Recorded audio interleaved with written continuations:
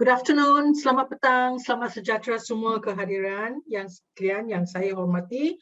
Welcome to LeapEd's webinar on Portfolio Assessment 2.0. I would like to thank all of you for taking your time to be present here today. And I want to assure you that like the first webinar, this second one is just as awesome, all right? So I will go on to the agenda for today, which is similar to okay, now I'm having some issues here. Okay, so the agenda is, as usual, I will give you a brief outline of the rationale, the proposal and implementation of the portfolio. Then we will go on to the presentations by the schools who have been invited. And we hope that you will be able to have questions for us between presentations. If not, you can leave it to the last 10 minutes or so for the question and answer session, and we will close after that. Right. So the schools presenting this afternoon are SMK Sri Samudra Manjung, SK Air Lanas Jelly, SK New Kota Samarahan Sabah, SK Kampung Tanjung Tuang Kota Samaran as well. Right, so the expectations for preparing for KPT review. So the rationale for the for this portfolio is that of the impact of COVID-19, So because of expectations that we may not be able to have lesson observations and collect the necessary data for our KPT review, we had to think up of something so that we can have the data and the evidence to inform our strategic goal too. Having said that, it's easier said than done because there are challenges involved. And one of them is that there is the uncertainty of schools resuming in time for face-to-face lesson observations to take place. You see, even for the second half of the year, right, we may not be able even to have lesson observations, right? Because I do not know what is the likelihood that school will open on 3rd of October.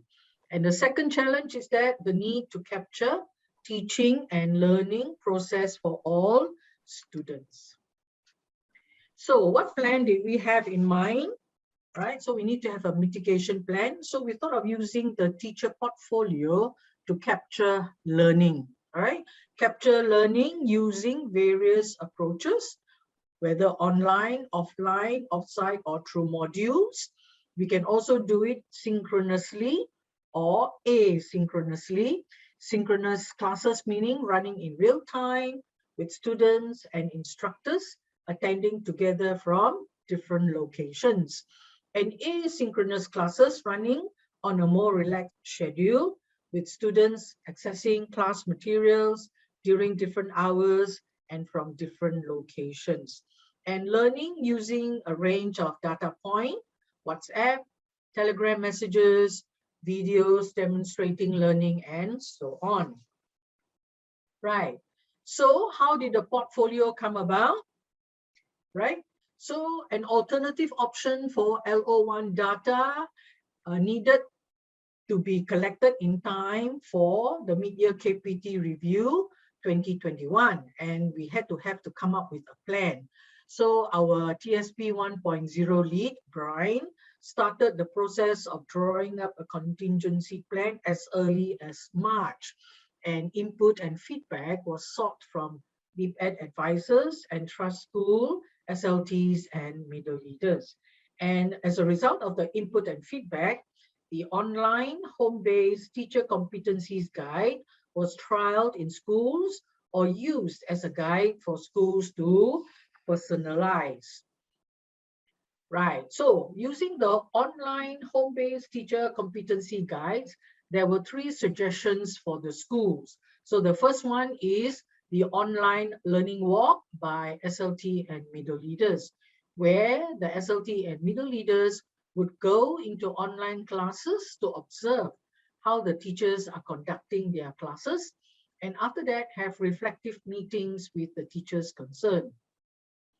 Now, the second suggestion offered was the teacher's portfolio.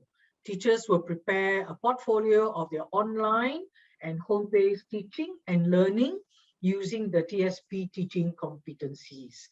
And the third suggestions schools are empowered to devise and use their own tools, right?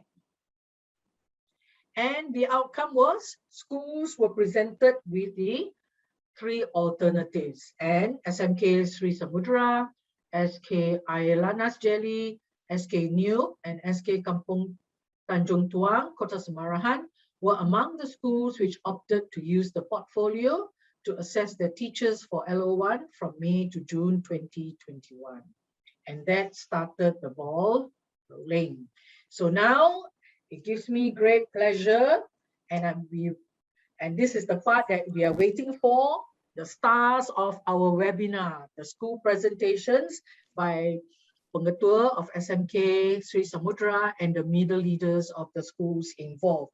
So without much further ado, to start the presentation, I would like to invite the Pengetua of SMK Sri Samudra, Puan Sahila Syukur, where she will share with us the reasons for choosing the portfolio as a tool for assessment of teachers. Let us welcome Puan Sahila. Puan Sahila. Thank you, Madam. Thank you. Assalamualaikum warahmatullahi taala wabarakatuh dan selamat petang semua. Thank you LibEd for the opportunity. Thank you for having us again, the second webinar on the portfolio FLO. Tuan-puan, dalam siri pertama, saya berkongsi bagaimana saya dan pasukan pengalaman kami meneruskan our sustainability dalam melaksanakan school processes sepanjang fasa pandemik 2020 hingga sekarang. Situasi semasa tak membenarkan kita bekerja secara bersemuka, dan ini telah membuatkan saya dan pasukan mencapai kata sepakat. Yang pertama, untuk memperkasa digital engagement yang berkesan bagi pengurusan pentadbiran kami dengan guru-guru, dengan pelajar, SMK Sri Samudra dan ibu bapa. Dan menepani cabaran pandemik ini, saya fikir sebagai seorang ketua, saya mesti realign and leverage the existing PMS processes. Seperti saya katakan sebelum ini, semua kerja buat dan agenda sekolah amanah kami akan teruskan. Dan of course data LO1 tu perlu ada. Jadi antara usahanya ialah memilih untuk menggunakan portfolio sebagai alat meneruskan FLO kita. Dan portfolio FLO pada saya adalah tool yang paling adaptif dengan situasi semasa. Saya melihatkan growth mindset dalam kalangan guru, terutama SLT dan middle leader saya. Apabila saya suarakan hasrat ini, cadangan ini dengan memberikan helikopter view tentang bagaimana kita akan merancang dan melaksanakan, keseluruhan SLT dan middle leader saya antara kumpulan pertama yang menerimanya dengan hati yang terbuka dan sangat positif. Dan mereka juga bersama saya dan bersetuju bahawa ketika itu, itulah cara dan alternatif terbaik dalam kita mendepani pandemik ini. Dan saya katakan juga growth mindset kerana ini sudah tahun kelima bagi kami di SMK Sri Samudra. Saya tidak merasakan ia sesuatu yang asing kerana guru-guru ini telah melalui EFL. Cuma seperti saya maklumkan selalu kepada guru-guru dalam keadaan pandemik, kita mesti sentiasa bersedia dengan cara baru. New norm, next norm, semua kita buat. Kerana kita telah buktikan pada tahun 2020, apa juga yang kita lakukan dalam new norm dan next norm ini telah membuahkan hasil. Gembira saya pada webinar yang pertama itu bila saya katakan kita melihatkan kejayaan sekolah, secara peribadi saya mengatakan bahawa ia adalah kejayaan 5 tahun. Ia bukan tiba-tiba hadir, tapi inilah sebenarnya kerja buat hasil FLO yang bagus, dan bila berlakunya pandemik ini, bila diberikan alternatif, guru-guru ini terus bersama saya dan mengatakan yes, kita akan teruskan lagi. So, secara keseluruhannya proses yang dirancang itu dibuat secara berstruktur, apalagi bila kita ada tools itu, dokumen TSP 1.0 itu yang saya nampak very comprehensive dan kita sudah adjust dan murnikan sesuai dengan cara kita nak menilai itu. Dan saya boleh katakan ia melihatkan peningkatan prestasi guru secara keseluruhan. Yang utamanya, peranan SLT, guru kanan dan middle leaders telah diangkat.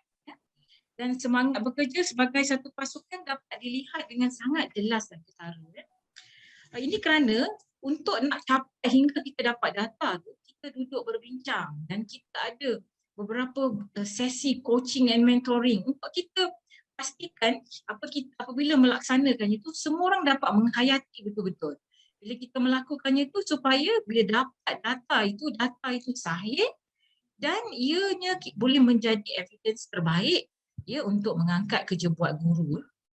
Saya sangat bangga dengan tim saya dan melihat bagaimana perjalanan proses pelaporan dilakukan. Kita dokumentkan semua itu. Dan sebagai tindak susul pelaksanaan portfolio kali pertama, saya dan pasukan merasakan proses ini telah berjaya dan kita boleh lakukan untuk FLO kedua. In fact, FLO kedua telah pun bermula dan sesi penilaian telah berlangsung semalam dan disambung pada hari ini. Dan saya nampak keberkesanan itu jelas kerana semua orang sudah faham peranan masing-masing. Dan untuk itu juga sebagai penambahbaikan, kami yang dapat daripada hasil postmortem portfolio kali pertama, kami di SMK Sri Samudra telah menambah bilangan barisan penilai dan di sini juga kita lihat penambahbaikan gaya kepimpinan distributed leadership yang telah kami budayakan di Samudra. The more the merrier. Lebih bila ramai itu lebih faham ya. Jadi saya rasa macam kesahihan markah itu lebih jitu lagi kerana ia melibatkan lebih ramai SLT dan juga leaders dan juga seniors ya, KP seniors dalam SMK Sri Samudra. Dan kedua, hasil dari survey dan feedback ini kami dapat maklumkan tentang penyediaan dokumen portfolio lebih awal. Dalam feedback yang kami terima ada yang mengatakan Puan, kita kalau diberikan lebih banyak masa, kami boleh berikan yang lebih berkualiti dan lebih terbaik. Jadi untuk kali kedua ini kami maklumkan lebih awal, jadi timeline telah diberi, kita berikan peringatan mesra supaya guru-guru dapat bersedia dan mengimbangi kerja buat PDPR. Ini sangat penting untuk saya sebagai ketua. Kesejahteraan minda dan well-being of my teachers is my priority. Dan secara keseluruhannya saya boleh kata saya melihat portfolio kali pertama telah dapat dilaksanakan dengan jayanya dan saya yakin percaya ianya boleh dilaksanakan di mana-mana sekolah amanah yang lain ya. Dan saya berharap perkongsian tempoh hari dan hari ini juga dapat memberi inspirasi dan motivasi kepada semua. Kami bersedia untuk membantu jika ada apa-apa persoalan dan saya mengucapkan terima kasih kepada IPA atas peluang perkongsian dan saya ucapkan selamat maju jaya kepada semua yang bakal melaksanakan portfolio FLO. Itu saja dulu Puan Anna. Yeah, thank you very much Puan Sahila. That was very inspiring and it teaches us that we should be very adaptive to situations and always ready for the new norm. And I'm so glad that you say that you're able to increase the distributive leadership. The more the merrier. And here, everybody, I'd like to show you a picture of Puan Fahila, where she is having a session with the teachers on the assessment of the portfolio. Okay, so before I call upon our next presenter, let me give you a brief outline of what the portfolio entails. All right, so for the portfolio, it is actually based on the competencies of the normal lesson observations, but the 14 competencies are collapsed into 9 key areas for the rubric of assessment. And the portfolio is just a collection of information by the teachers, and it is also a means to showcase students' learning. Now, when the teachers have finished their collection of their materials, they are put in the portfolio, and then the evaluation of portfolios are carried out. And the final step in the assessment is the teacher reflection with the SLT and the KP. All right. So with that out of the way, now I would like to invite Madam Yung Aili from SK New, Kota Samarahan, to share with us the process of collecting the necessary evidence for the portfolio. I call upon Madam Yung, please. Thank you. Okay, thank you to the Master of Ceremony and the organizer for today's event. Okay, good evening to all the education advisors, principals, middle leaders, and all the teachers. Okay, I will be the second presenter for today. Let me explain the process of collecting evidence in my school. Okay. And then number one is we held briefings of guidance for learning observation with all the teachers using Google Meet on the 20th May. And then we inform all the teachers about the portfolio contents, which is divided into nine sections. Okay, number three, the implementation of learning observation by the teachers based on the PDPR portfolio. And number four, a checklist was given to all the teachers based on the 9 competencies or 14 competencies prepared by middle leaders as guidance. And number five, the process of compilation of evidence in the portfolio by the teachers. And then last step is submission of the LO PDPR portfolio by the teachers to SLTs for assessment. Okay, next, these are the success and issues that we face during collecting the evidence. First of the success is actually we hold workshop or briefing for all the teachers before the LO, okay, using Google Meet. And second, we give support, okay, to all the teachers during the PLC and CPDs to ensure all the teachers are clear about the portfolio preparation and strengthens their understanding of the home-based teacher competency rubric. And this actually we have give through soft copy and hard copy to all the teachers. And then the third success is self-reflection enables the teachers to identify the success and weaknesses for further action or improvements. Okay, this is called, we usually call tindakan susulan for all the teachers. And then the last success, students are able to study and adapt with the PDPR with new technology and new environment supported by innovative strategies used by the teachers. Okay, and let's look at the issues. LO portfolio assessment is a new approach for all the teachers, including me. Portfolio preparation and collection of evidence are a challenge to teachers. Okay, and second one, teachers have to plan the lesson comprehensively for every part so that we can achieve all the 14 competencies. And then third, teachers struggle to collect the evidence, all the evidence for each competency, as maybe some of them are not valid or authentic.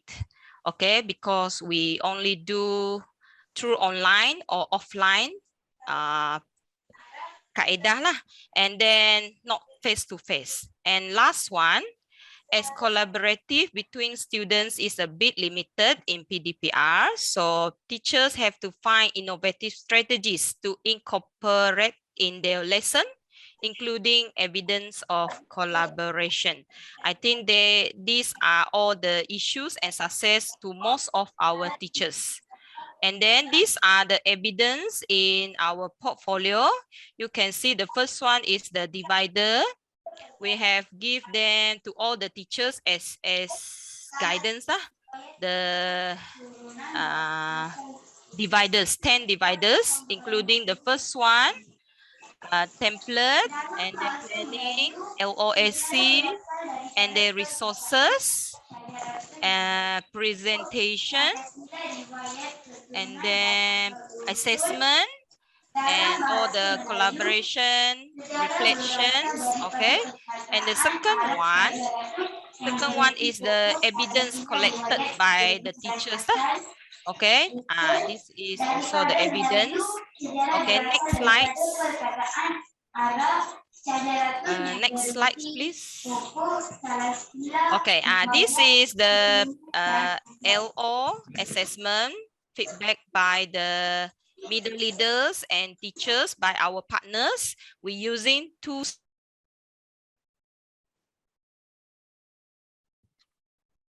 Madam Young, okay. Okay. We're using 2 stars and 1 witch. Okay, this is after the learning observation by our partners and our middle leaders. Okay, you can see through the details later on. Okay, next, I think that's all. Is it? Okay. Yes. Thank you. Thank you. Yeah, thank you, Madam Yung, for the sharing. And I'm sure that now all of us are well informed of the types of evidence required. We will see more as we go along. And I think despite the issues that Madam Yung highlighted, we can see better reflection by the teachers to enhance their teaching and learning. And then we can also see that students are adapting to the PDPR and they are well supported through the innovative strategies used by their teachers. Thank you, Madam Yung. Now we will go to our next presenter, who is Puan Rosaini binti Mat Hassan from SK Air Lanas Jelly, Kelantan. She will share with us on the use of a variety of resources for teaching and learning, focusing on competency 3. Puan Rosaini, are you ready? Yes. Okay. Terima kasih kepada Puan Ana. Bismillahirrahmanirrahim. Assalamualaikum warahmatullahi wabarakatuh kepada semua yang hadir secara maya. Terima kasih kepada Puan Rabiah, Mr. Khor dan juga Puan Ana yang menganjurkan. Okey, untuk kompetensi 3, saya akan berkatakan tentang sumber. Sumber iaitu dalam guideline yang telah diberi. Sumber ni boleh dikatakan pelbagai cara yang boleh kita gunakan untuk menjayakan satu-satu PDPR. Jadi berdasarkan sumber yang ada seperti grup WhatsApp, Telegram,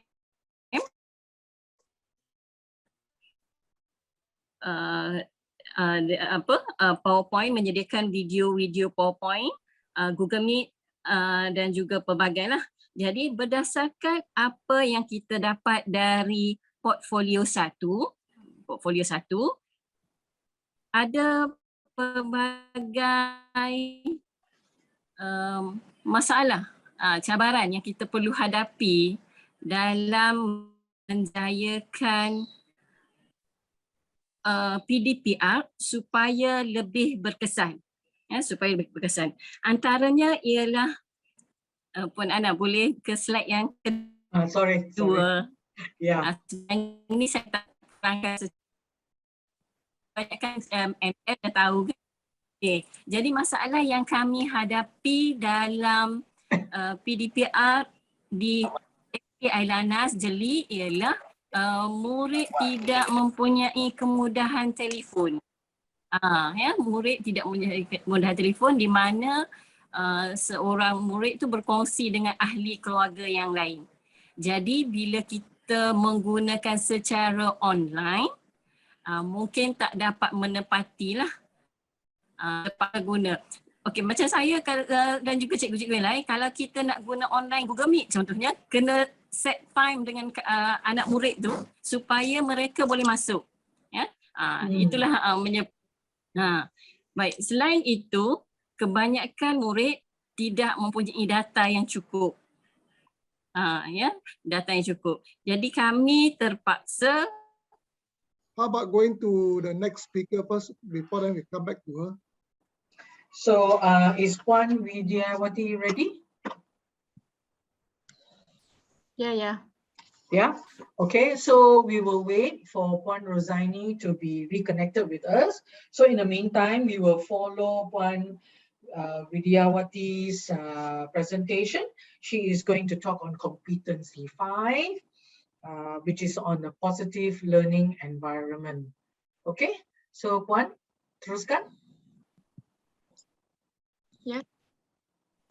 Terima kasih kepada Puan Ana. Boleh dengar suara saya? Ya, boleh. Ya, teruskan. Okey. Yang dihormati barisan EA, SLT, media leaders dan guru-guru semua. Assalamualaikum warahmatullahi taala wabarakatuh dan salam sejahtera. Jadi pada petang ini saya akan berkongsi tentang kompetensi 5 iaitu mewujudkan persekitaran emosi. Okey, jadi semua evidence ni adalah dalam bentuk gambar, screenshot daripada WhatsApp, Telegram ataupun internet ya. Jadi kita pergi yang pertama iaitu peranan guru. Okey, peranan guru yang pertama guru mewujudkan suasana kata-kata positif, kata-kata semangat di seindustri PDPC seperti bertanya khabar, ucapan tahniah kerana hadir ke PDPR. Okey, yang kedua penggunaan emoji dan stickers yang menarik minat murid. Okey, yang seterusnya aktiviti menarik yang digunakan oleh guru. Sekarang ni banyak aktiviti menarik yang boleh kita guna ya, seperti kita guna game show, kuis, aplikasi seperti Padlets, kelas dojo, kelas kick, mailing dan lain-lain. Okey, yang kedua guru memberi respon daripada tugasan murid dalam bentuk mesej, emoji, stiker seperti ucapan tahniah, bagus, syabas kerana menjalankan tugas. Okey, murid juga membalas respon guru dengan emoji dan stickers. Okey.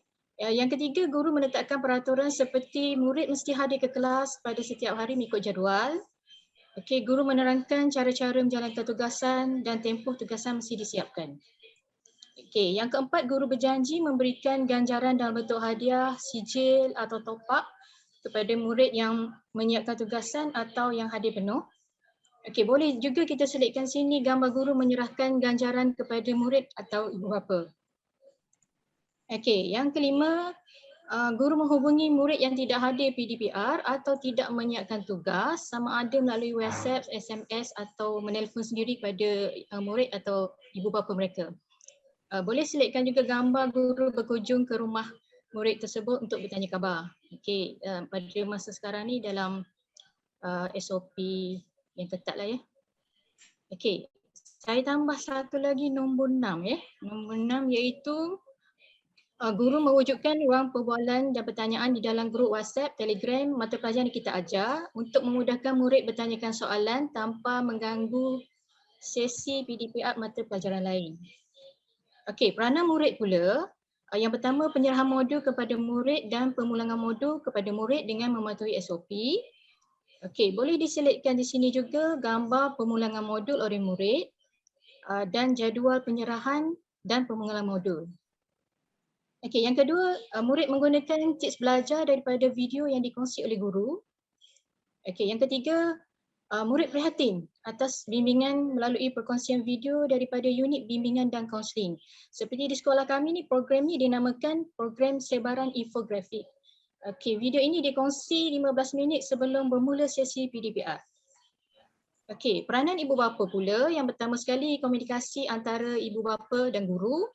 Maknanya kita boleh ambil mesej perbualan melalui WhatsApp, Telegram berkaitan pembelajaran murid di rumah. Okey, yang kedua, gambar murid menyiapkan tugasan di rumah yang menunjukkan suasana ceria di rumah. Okey, yang ketiga, gambar murid menyiapkan tugasan di rumah dan dibantu oleh ahli keluarga. Okey, yang keempat, perkongsian jadual kelas PDPR kepada murid dan ibu bapa.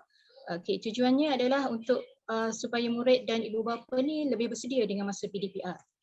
Okey, peranan SLT pula berkongsi data SAFE 2.6 dan 4.3 kepada semua guru. Data ni mengandungi soal selidik berkaitan gaya pembelajaran, emosi murid dan penggunaan PDPC yang boleh menarik minat murid. Okey, data ni juga boleh digunakan untuk TISIP 2022 ya. Okey, dan SLT boleh menggunakan evidence dalam kompetensi 5 ini sebagai item dalam learning work. Okey, cabaran pula. Yang pertama, murid tidak di mana-mana sekolah pun inilah masalahnya. Okey, yang hadir secara dan langsung tidak hadir. Okey, yang kedua, murid tidak menyiapkan tugas yang diberikan oleh guru. Okey, yang ketiga, murid hadir ke sekolah untuk mengambil modul dan memulakan modul. Okey, yang keempat, murid tidak respon terhadap tugasan. Yang kelima, murid tidak pandai menggunakan kompetensi yang digunakan oleh guru. Yang keenam, pengurusan murid. Yang ketujuh,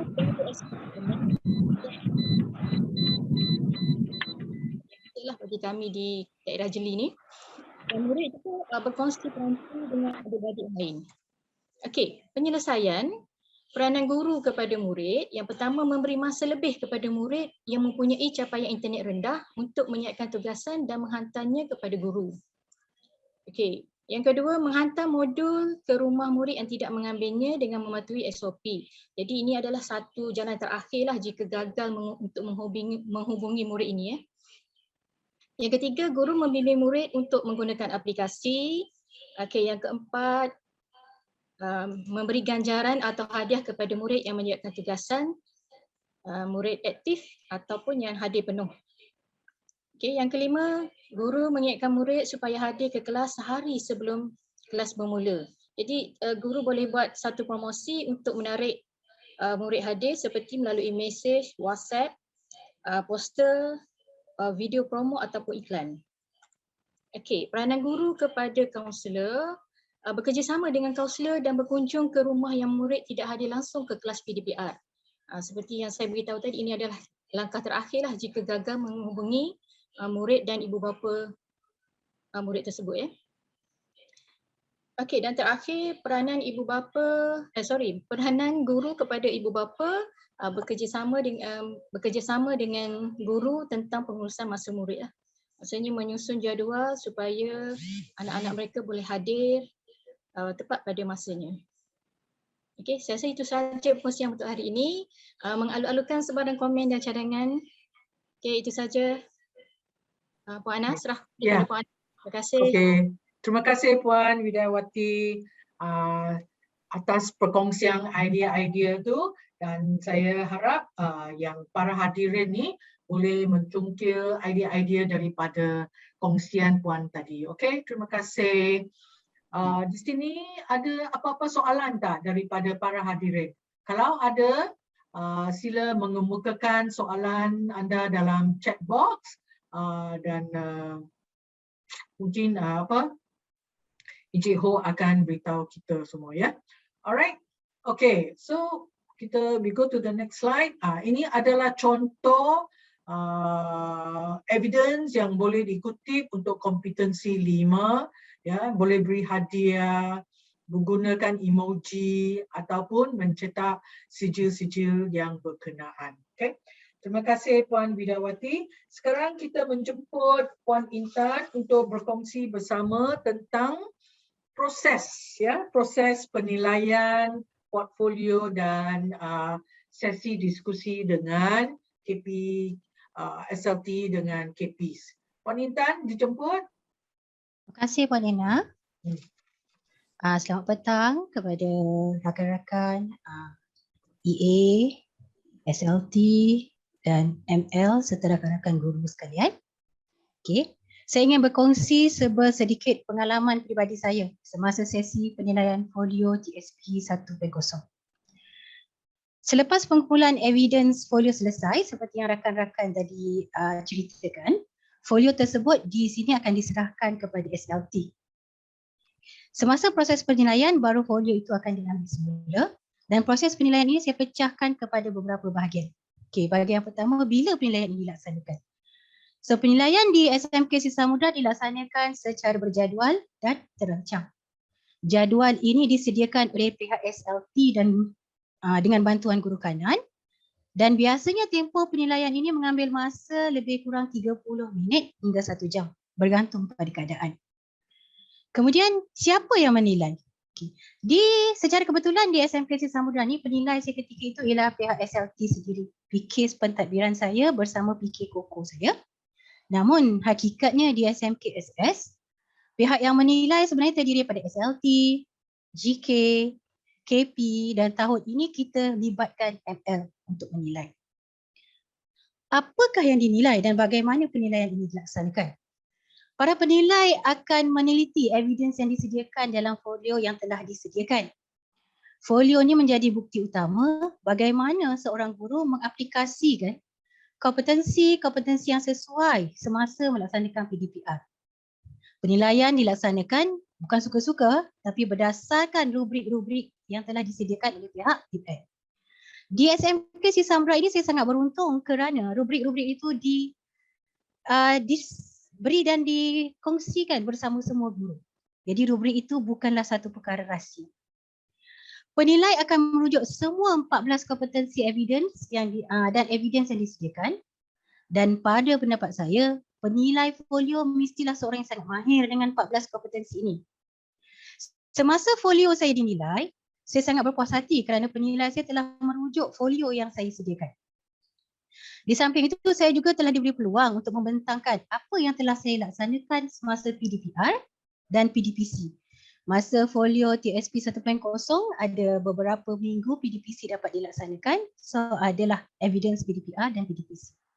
Okay. Saya diberikan peluang untuk membentangkan apa yang saya laksanakan bagi menyokong evidence yang telah saya sediakan. Sesi soal jawab juga sangat membantu untuk saya menjelaskan apa sebenarnya yang telah saya lakukan di dalam kelas dan bagi membudayakan PAK 21.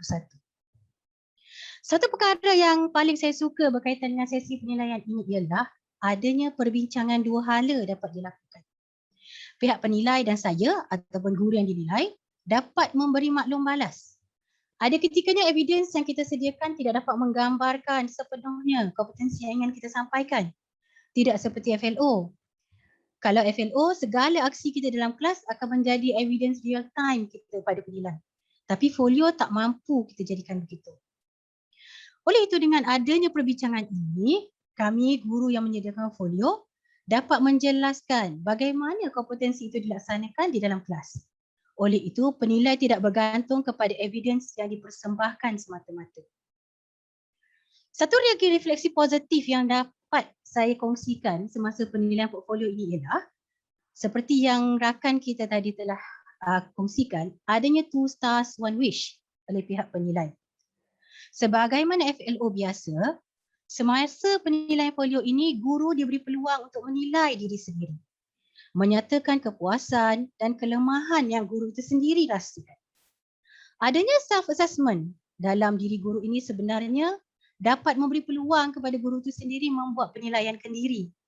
Tak adalah istilah syok sendiri. Okay? Merasakan dah terbaik.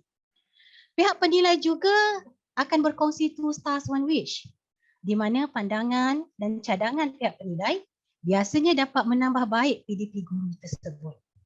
Mungkin cadangan dan pendapat para penilai dapat diaplikasikan dalam PDPR yang akan datang.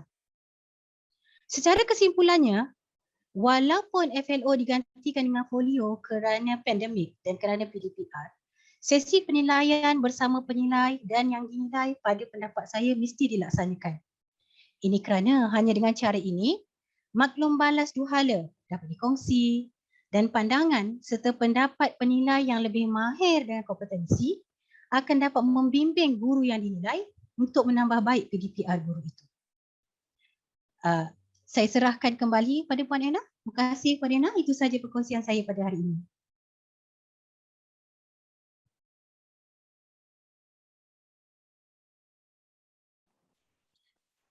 Sorry, Ena, Madam, you're muted. Ya.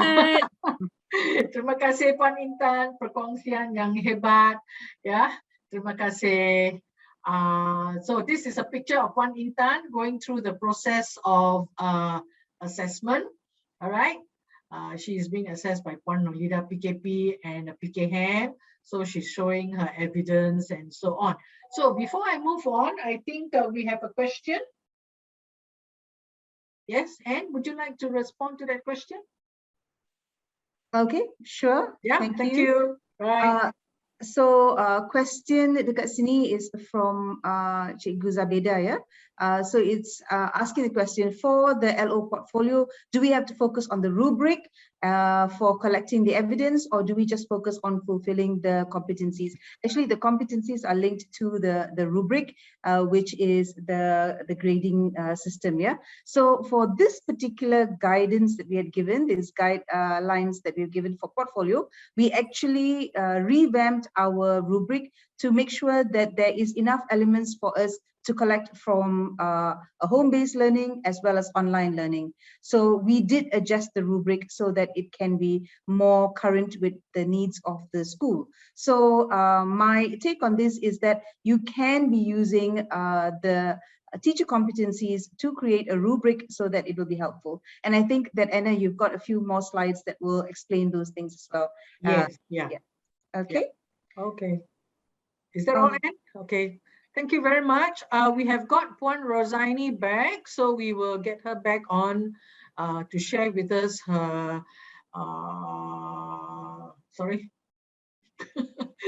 on what she's going to present to us on competency 3. Puan Rosaini. Okay, terima kasih Puan Ana. Sambung. Saya sambung ya.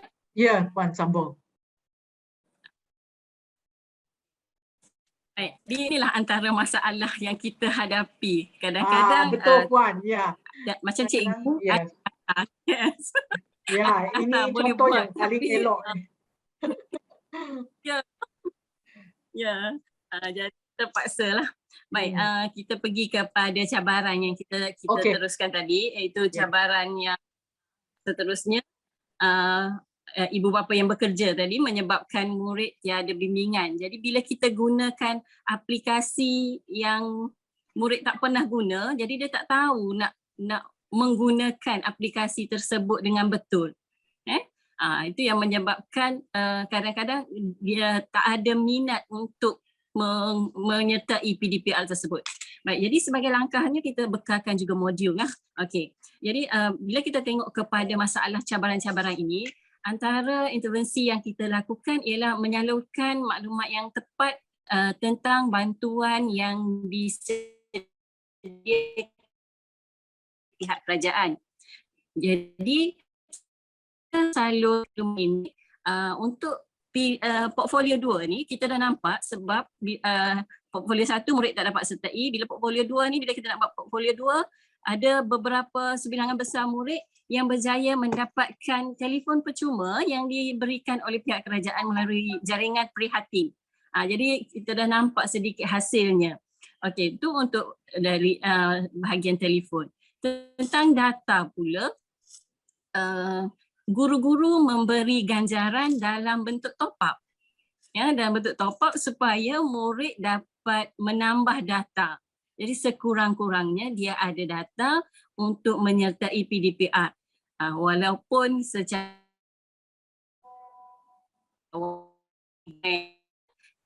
peluang. Baik, ini menyebabkan murid lebih rasa bersemangat lah. Dan akhir sekali kami juga bekerjasama seperti yang Cik Widiawati bagi tahu tadi, kami juga memang bekerjasama rapat dengan kaunselor sekolah, menghubungi murid yang bermasalah, cuba menyelesaikan masalah tersebut. Okey, untuk bulan Julai dan Ogos, terdapat juga cabaran lain macam kami sebab bila COVID semakin meningkat, jadi modul yang diberikan, modul terpaksa dikurangkan. Murid kita mengurangkan kehadiran murid ke sekolah. Jadi terpaksalah cikgu menggunakan cara-cara yang lain. Contohnya kita bagi latihan dalam WhatsApp group, hanya snap gambar ataupun sebagainya. Jadi murid hanya menjawab dalam WhatsApp sahaja, tak perlu print kertas-kertas yang diberikan sebab kita tahu murid di sini menghadapi kekangan untuk print. Dan baru-baru ini kita dapat tahu ada NGO lah di sekitar Jeli menyediakan print kertas soalan secara percuma. Jadi kita salurkan juga maklumat tersebut supaya murid dapat menyertai program kita, PDPR kita dengan lebih baik. Saya rasa itu saja perkongsian saya untuk ni. Terima kasih Puan Ana. Thank you Puan Rozaini. Ini atas perkongsian Puan. Ini contoh apa kita kata sumber yang boleh dipakai, ya, screenshot from WhatsApp, Telegram. You can use your textbooks, and teachers can also use YouTube for their lessons. Okay, before I continue, there's one question. Mr. Ho, would you like to share with us the question that we have? Okay, and before that, that is a situation that we face in Jeli. Yeah. It's what happened to Puan Rozaini and Cikgu Vidya. Yeah. They have to go to the Jeli area. They go to places to look for a place that can have good internet access. Yeah. Yeah. So there is a condition there. Okay, there's one question actually is open to the floor. So we're more than happy that to hear from you. The question is from Teacher Sham. One, I cannot go up with it. FLO versus portfolio is what more enjoy in lesson? Just asking your opinion and experience. So it's open to the floor. To you, we want he wants your opinion. FLO versus portfolio, which is more enjoy in lesson? Which is more enjoyable? I do not know whether the two of them are enjoyable because I feel that each has its own challenges. All right. So if it is the usual normal FLO, then the teacher will be stressed for 2 weeks preparing for that particular lesson. All right, thinking of what activities to come up with and so on. And then of course the portfolio is, you know, you got to think of what lessons you want to conduct and then what kind of evidence. But I feel, if you ask me, I would prefer to go the portfolio way, because from the evidence, from the presentation by Puan Rozaini and Puan Widyawati, you can see that, you know, you're given time to prepare your resources. Okay, and then if one doesn't work, you don't put that in your portfolio, you put the one that worked in your portfolio, you see. So that is my view. And I think what you call that? It makes the teachers be more innovative, you know, in coming up with strategies to attract the students to come into their PDPR classes, because this is the new norm. And I don't see or anticipate that we will be going back to classes soon, you see. So PDPR, unfortunately, is the way to go for the present moment. Okay, is there anybody who would like to share their views?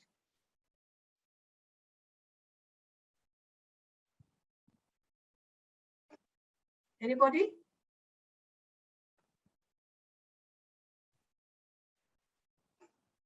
Nobody? What about those people? Puan Intan, what do you think, Puan Intan? Puan Intan, are you still with us? Oops. No? Anybody? Any of the teachers, presenters? Madam Yung, what do you think?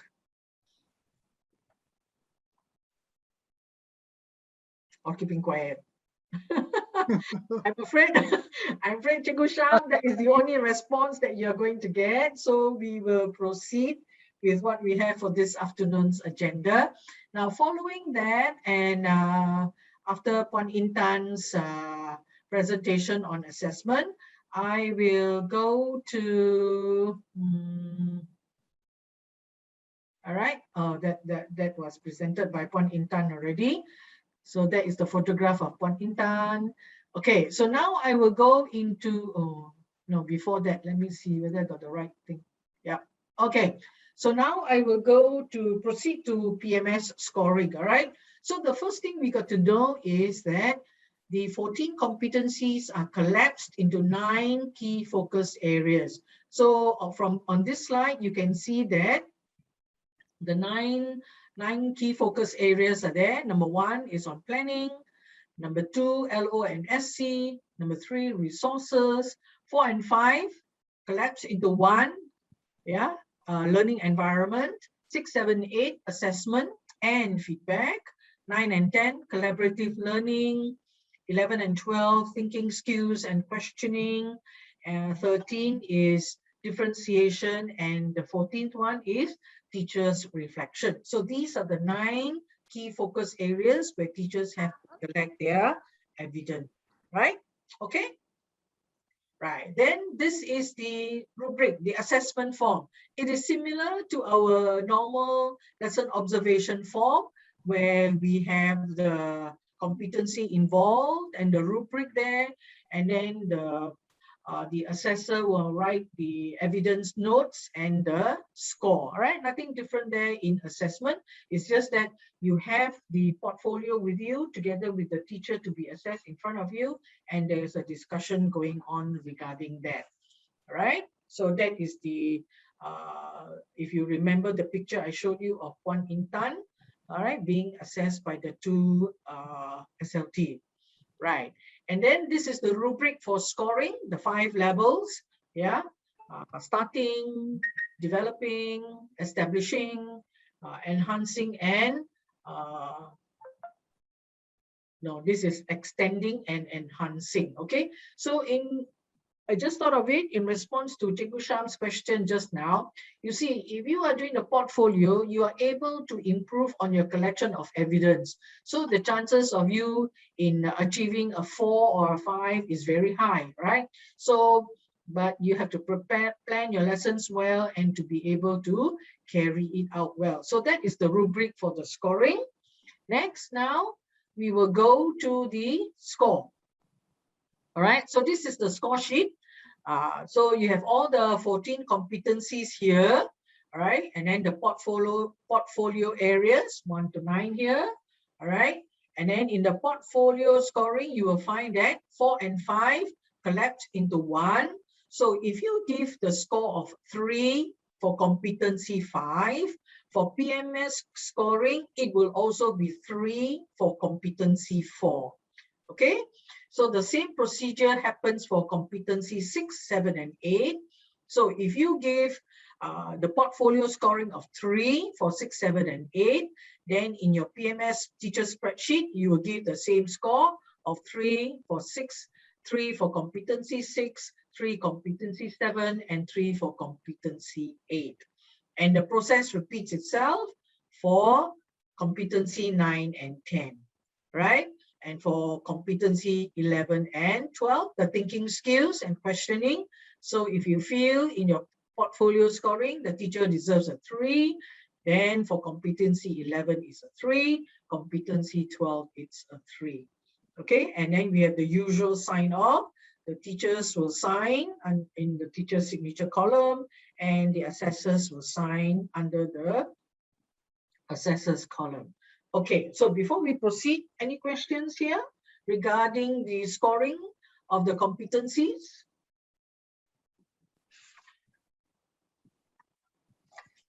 Anybody? Any questions to clarify?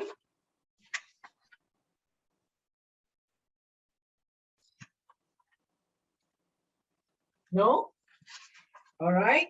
So if there's none, then I will continue. Okay. So we have one more presenter. I'm very excited to bring her on. All right. So these are just a collage of pictures of the assessment process. So you'll find that the teacher assessor sitting with two member assessors. All right. And they go through the portfolios and they make their comments. All right. Okay. So for our next presenter, I'm very excited. She's Puan Siti Sarah from SK Kampong Tanjung Tuang, if I'm not mistaken. All right. And we are actually very fortunate to have Puan Siti because she attended the first webinar. So she will be able to share her takeaways from the first webinars and the next steps for her school. So I'd like to call upon Puan Siti Sarah to share with us her insights. Puan Siti? Okay. Thank you, Madam Anna. Thank you. Okay, so good afternoon to all EAs, representative from LibEd Services, principals, GBs, and all the teachers. Okay, first of all, I would like to thank SK Sri Samudra for giving me the opportunity to share a bit of feedback and insight that I got from the first webinar last week. Okay, so this is four main point that I learned from the first webinar. Okay, the first one is the time frame. Garis masa penyediaan portfolio presented by PK Pentadbiran last week. I learned that the preparation and assessment of the teacher portfolio from SMK Sri Samudra is carried out in a very systematic and following a set time frame, where SMK SS have a very detailed time frame compared to our school. That I think that this is something that we can learn from SMK Sri Samudra. Okay, and number two, the review process, a process of review and evaluation of teacher portfolio, where the teacher are going through a presentation process, which is it provide two-way communication between the teacher and the SLT and the person who assess the portfolio. And number two, it is a better assessment tool for the SLT to evaluate teacher. I think this will answer the question from teacher Sham just now. He asked which one would be better, formal LO or portfolio. Personally, I think that portfolio is a better assessment tool.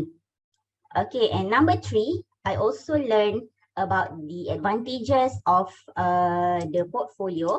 The main advantage that I like to highlight here is it encourages teacher to develop and present better evidence, and to present and exhibit their teaching quality, where you can collect evidence over the period of 2 weeks. You can collect as many evidence that you can, that can showcase the quality of your teaching and also the quality of the students' learning.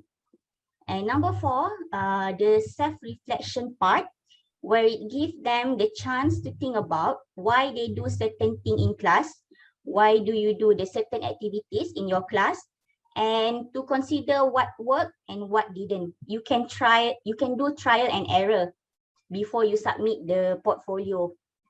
Can I go to next slide?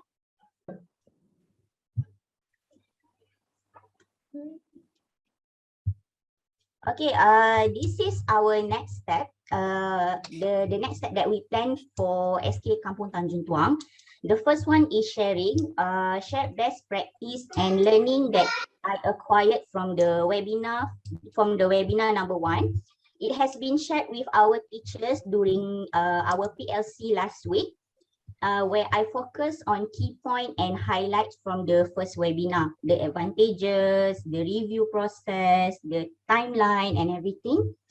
And number 2, there is ongoing discussion between ML and the SLTs to improve our portfolio assessment system and timeline, referring to SMK Sri Samudra's timeline. And number 2, we also have discussion to strengthen our understanding of the assessment rubric by sharing in meeting and PLC. This one is conducted by MLs and we share it with our teachers. Okay, and step number 3, LO and PDPR portfolio assessment, where the SLT and ML are having planning stage to organize a formal teacher portfolio presentation schedule, just like what SMK Samudra have. Before this, we don't have a formal presentation. And after this, we are planning to have formal presentation. Maybe we can do online or face-to-face. We haven't decided on that yet, but I think this is an important step to take because it gives opportunity for the teacher to further explain about their evidence. And number 4, action planning, where we have 6 steps. Number 1 is to inform our teachers about LO number 2 and portfolio assessment. And number 2, reflection and feedback on PDPR LO1 has been shared. The score has been shared so that they can improve on the competency that they score less. Number 3, the ML have organized PLC discussion on issue and next step to be taken for LO2. Number 4, SLT and ML also provide support in lesson planning to improve teacher competency. Number 5, we are going to strengthen our PLP system, professional learning partner among teachers in our school, to ensure collaborative effort in lesson planning. And number 6, to improve the PDPR portfolio evidence checklist. We have checklist that we get from sharing idea from SK Neo, our Samarahan cluster, and we would like to improve the checklist to help the teacher score better marks. Okay, next slide. Okay, so overall, I think that portfolio can have a very positive influence on teaching, where it can encourage teacher to put more effort into gathering information to draw evidence of their effective teaching. And keeping a portfolio and learning home-based PDPR teacher competency rubric encourage teacher to try new technique, innovative strategies. For example, if you have without PDPR, we don't know what is word wall, what is Kahoot, and with PDPR, a lot of teacher, they try to learn new technique to cope with the PDPR need. Yeah. Okay, I think that's all from me. Thank you. Thank you, Puan Siti Sarah. That was very good sharing. And I think this slide shows us very clearly the advantages of having a portfolio as an assessment tool for teachers' performance. Thank you very much, Puan Siti Sarah. Okay, so you will find that from SMK Sri Samudra's effort in doing the portfolio as an assessment, okay, these are the successes that the school achieved, all right? The teachers find that they are more flexible and more adaptive in PDPR, and this has improved students' learning. So 67% of the teachers responded this way in the feedback form that they filled out. So this picture shows you how the teachers do carry out competency 10. Now, the second success is that teachers further increased their understanding of the 14 teaching competencies. And you will find this is a picture of the teacher using the Jamboard as a mind and combine map.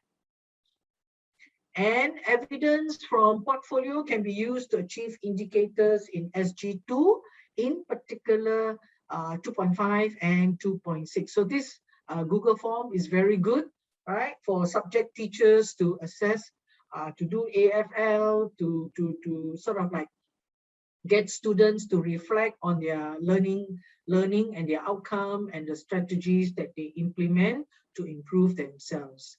Okay, and very personal to SMK Sri Samudra is they were praised for its innovation in teacher assessment by PPD Manjung officer Puan Azwani, who was in the school on that day and sat in one of the assessment sessions. And here I show you a picture of how project-based learning is carried out, and then later the students are asked to make presentations of their work. Okay, so this is the success of the portfolio, and so we are reaching the end of our webinar, where the final thoughts for the teaching portfolio is that teaching portfolio can be used to capture teaching practices that are not possible through classroom observations or student performance measures. And you will see that actually, all right, the practice of teacher assessment is not confined to only the trust schools.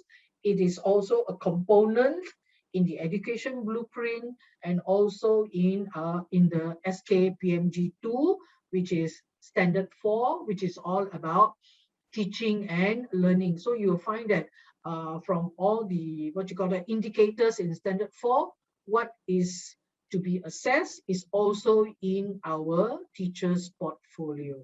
All right. Okay, so now we come to the last item of the webinar. Okay, so a Q&A, right? I would like to invite participants to ask questions if they have any, or if you don't have any questions, perhaps you'd like to share any views that you may have, all right, on the assessment through the use of the portfolio. Okay, all right. So the floor is open to all participants in this webinar. Please do not hesitate, do not be shy to share your views or even to ask a question. Okay, right? So I'll give you a few minutes to think about your questions, to think about the views that you would like to share. And in the meantime, if you can also, to please complete our feedback form. The link is here. So just click on the link and we would like to hear from you regarding your feedback. All right. So we wait for your questions and we wait for your views. Okay.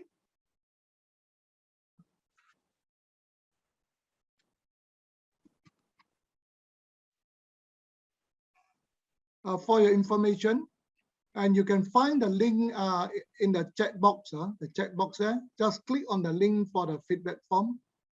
Thank you.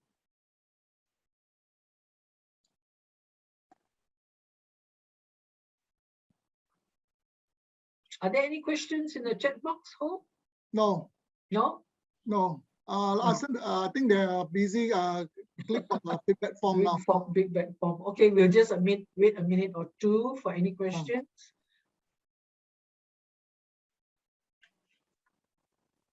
The link to the feedback form is at the chat box.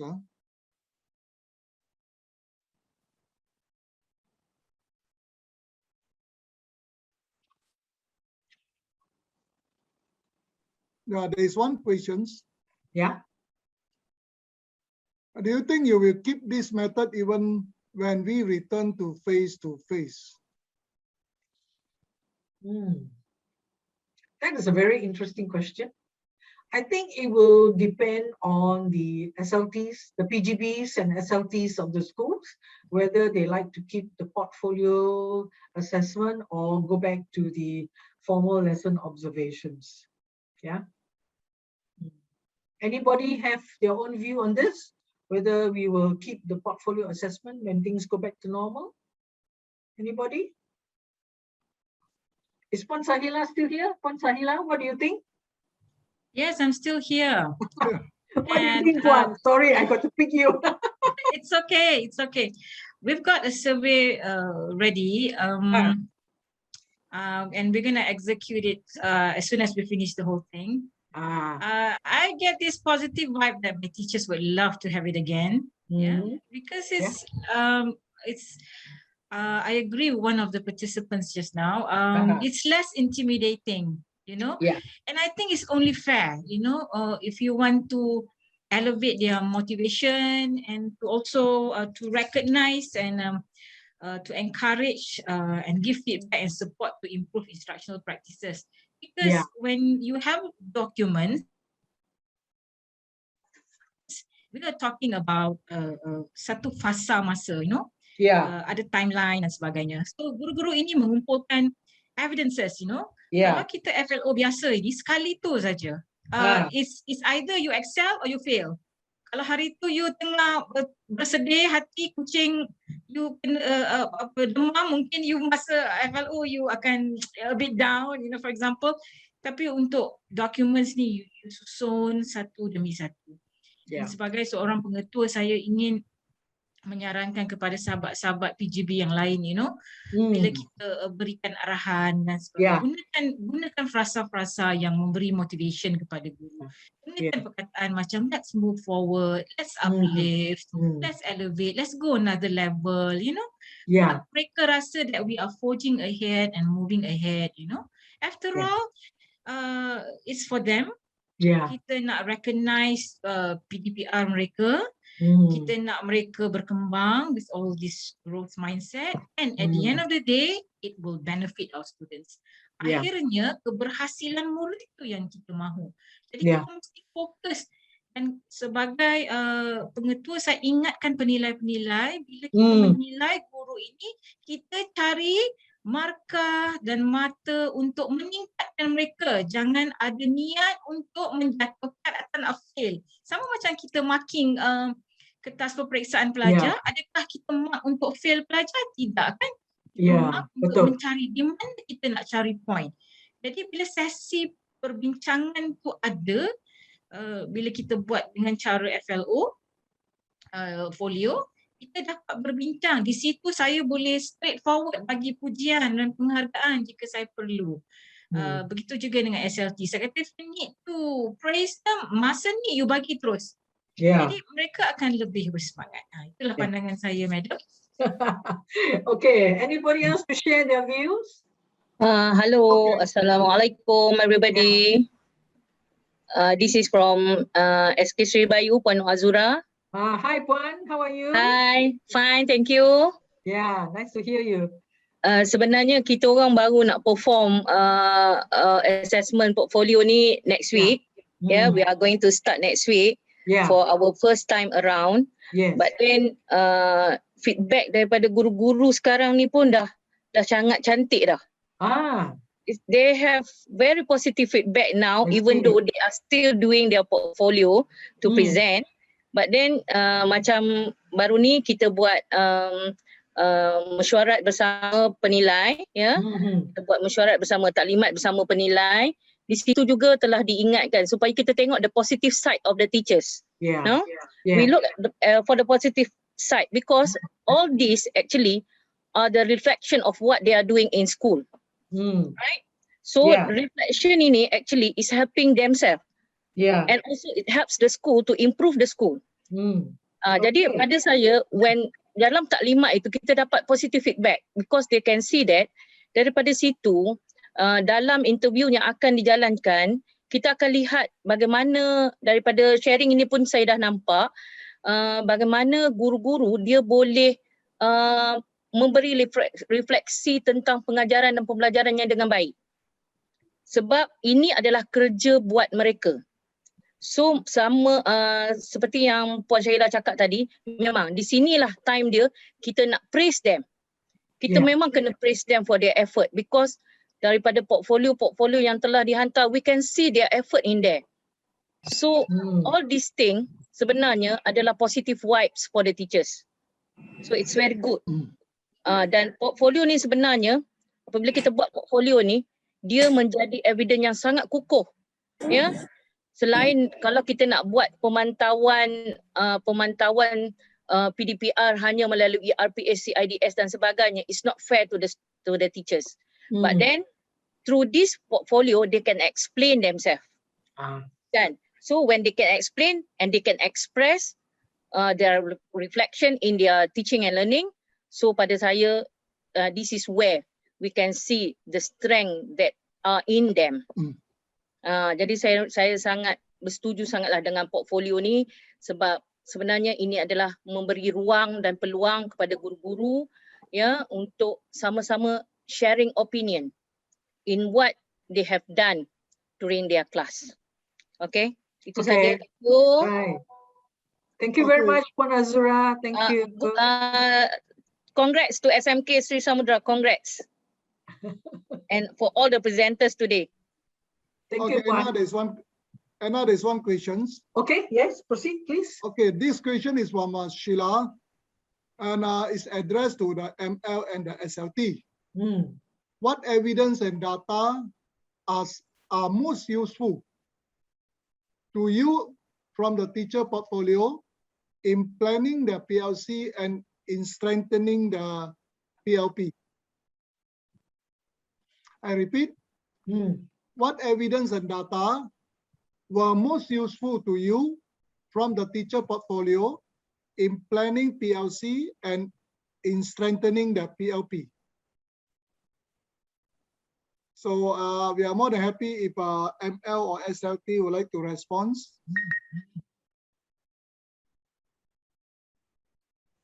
Anybody?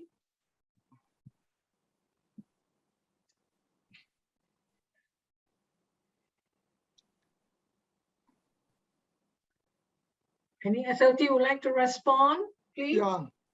I understand GB of SK Tanjung Tuang is here. perhaps he would like to respond. Encik Fadil, boleh? Ya, hello. Hello. Ya. Dapat jawab? Ya. Saya cuba jawab. Ya, boleh.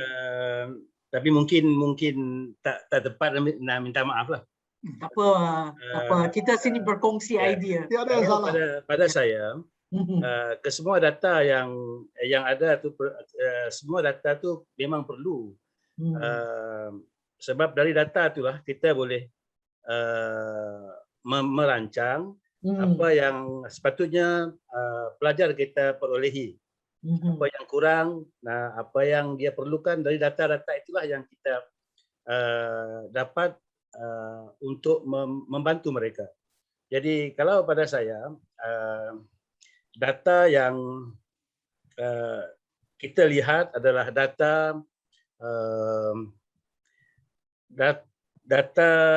sebut macam mana, data pencapaian murid. Data pencapaian murid, kemudian kita akan melalui dari data yang kita lihat itu, kita akan melihat apakah perancangan yang guru-guru lakukan untuk membantu pelajar-pelajar menghadapi masalah berpandukan data yang diberikan tadi. Itulah yang saya lihat yang paling penting, yang saya di antara penting lah yang saya lihat adalah data pencapaian murid dan apakah next step cikgu saya untuk mengatasi sekiranya ada apa-apa masalah pada data itu, pada data pencapaian murid. Terima kasih. Terima kasih Encik Fadil. Ada sesiapa lagi yang nak respon? Ada? No? Okay, I have a thought here. In doing this portfolio, there is the question of teachers' honesty in preparing the evidence and collecting the evidence. What do you think? You know, sometimes when you don't do formal lesson observation, all right, the teachers may prepare very nice, worksheets and whatever not. And, you know, we are so impressed by the the evidence that they present, but we do not know for a fact that they actually carry it out. Anybody? Mana? Okay. Tentang soalan yang dikemukakan itu tentang kejujuran, yes. Kejujuran guru-guru ketika menyediakan portfolio, kan? Yes, betul. Ataupun hasil kerja ataupun pelatihan untuk murid-murid, adakah ia diada-adakan? Ya. Okey. Kalau pada pendapat saya, susah guru-guru nak mengada-ngadakan, sebab actually kita semua kenal pelajar kita, dan bukan benda yang dapat direka-reka lah pencapaian ataupun markah ini. Dan saya amat yakin tidak ada unsur mengada-adakan markah ataupun mengada-adakan pencapaian pada semua guru kita. Itu saya yakin. Okey. Ya, bukan kita nak memburukkan cikgu-cikgu, ya. Cuma kadang-kadang dengan bukan niat cikgu untuk tidak berjujur, ya, tetapi kadang-kadang kerana membebankan ke atas alasan-alasan apa, mungkinlah segelintir cikgu-cikgu try to take shortcut, so to speak, ya. Okay, no disrespect to any teacher, it's just a pandangan, just a view. Okay, anybody wants to share any opinion on that? Madam, Yes. boleh saya tambah sedikit? Boleh.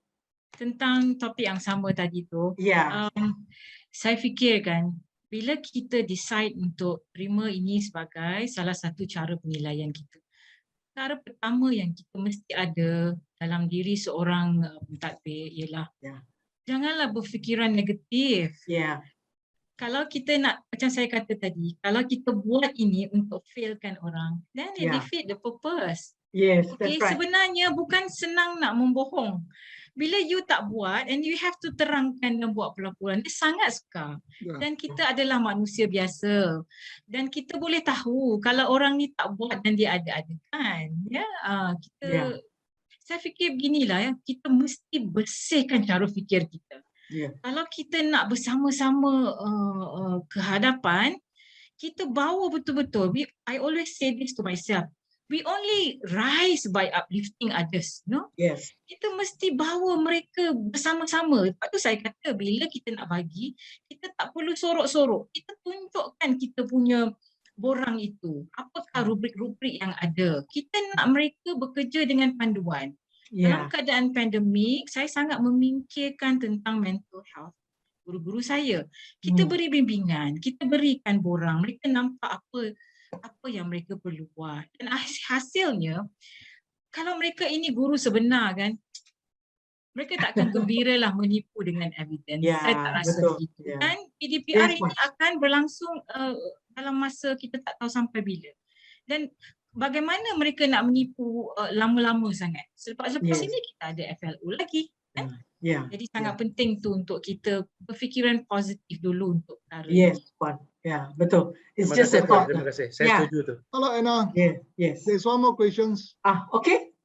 Do teachers need to provide the portfolio focusing on all the 14 competency, or they can focus on a certain competencies only? No, they have to show the evidence on the nine key focus areas.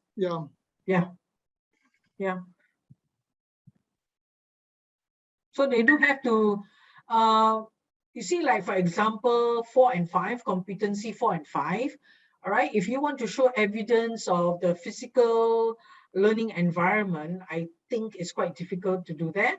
All right, so that by itself is cancelled out. So so we will focus on the positive learning environment that the teacher displays during the PDPR lessons and so on, and what she does to enhance the positivity among the students. Okay, so for competency 4 score will be based on what the teacher achieves for competency 5, right?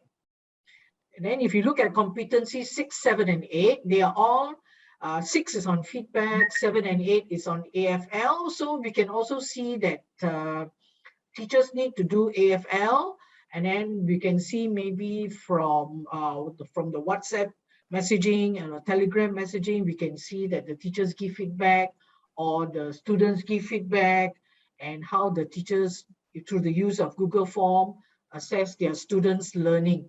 So all these are compiled into 6, 7, and 8, one key focus area, and then the same score is applied for all the 3. So I think sometimes for each individual competency, it may not work, but grouped together 6, 7, and 8, it will come as one score, and then it's broken up into the 3 scores for their PMS teacher spreadsheet. Is that okay?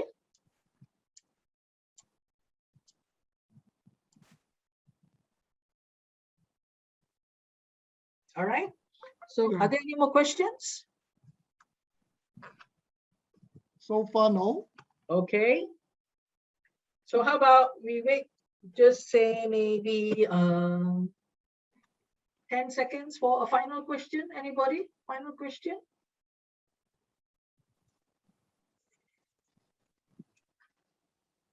No? There's one more question. Okay. There's one more, Sheila. Yeah. Bagaimana pula sekiranya murid tidak ataupun kurang memberi respon walaupun guru telah cuba? Bagaimanapun sekiranya murid tidak ataupun kurang memberi respon walaupun guru telah cuba. Anybody? I think that is addressed already in the presentations by. Maksudnya dia katakan di sini, jadi bagaimana guru mengumpul evidence-nya. Oh, okay. But I'm sure not all the students in the class are not responsive, right? Yeah. So I think for the students yang kurang berminat, the counselors will have their job to try and persuade the students to come online. Yeah. Yeah. And then because also it's not only through online, they also collect evidence offline through their modules and other work that for students who cannot come online for online classes, they communicate with the teachers through the WhatsApp and the Telegram. And I know for a fact that our teachers are very committed and dedicated, and they really work hard to ensure that no student is left behind. Yeah. Okay, there are 2 more questions coming in. Oh wow. Okay. Yeah. Okay, number 1 is can you highlight the Nike's competency again? Okay. Can you go back to that slide? Yeah, sure. I will go back. I'm not very sure what slide is on. Just use the arrow key. Yeah. Is it this one? Yeah, the 9 key focus areas? Yeah. Yeah. So these are the 9 key focus areas. All right. Any questions related to these 9 key focus areas? The teacher just want to double confirm which are the 9 key areas. I think. Oh, I see. Okay. Okay, the next question. Bagaimana meningkatkan kehadiran murid PPKI dalam grup PDPR? Bagaimana meningkatkan kehadiran murid PPKI dalam grup PDPR? Okay. Any SLT, any middle leaders, any teachers in this line? Madam? Yes, Encik Padil? Okay.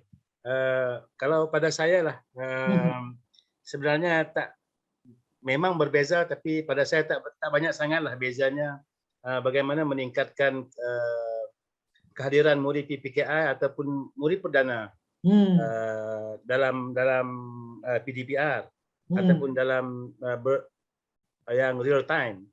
Cumanya kalau boleh kita kalau kita mampu menarik minat, misalnya sebagai contoh kita menyediakan apa yang sesuatu yang menyeronokkan di dalam PDPR kita, saya anggap sama ada perdana ataupun PPKI ataupun pemulihan, mereka akan berminat. Tidak ada kita tidak boleh mengkategorikan PPKI ataupun pemulihan ataupun perdana pada kategori yang berbeza.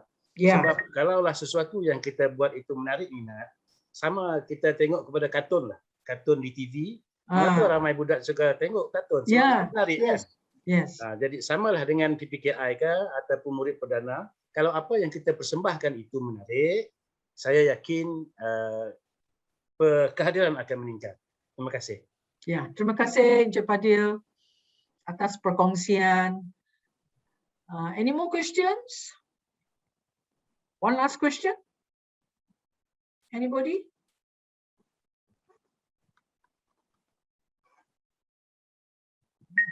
It's 4 o'clock already. Anyone? Anybody?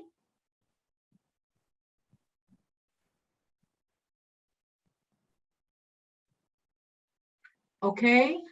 So if there's none, I would like to thank all of you, for your attendance. I hope you have found it insightful.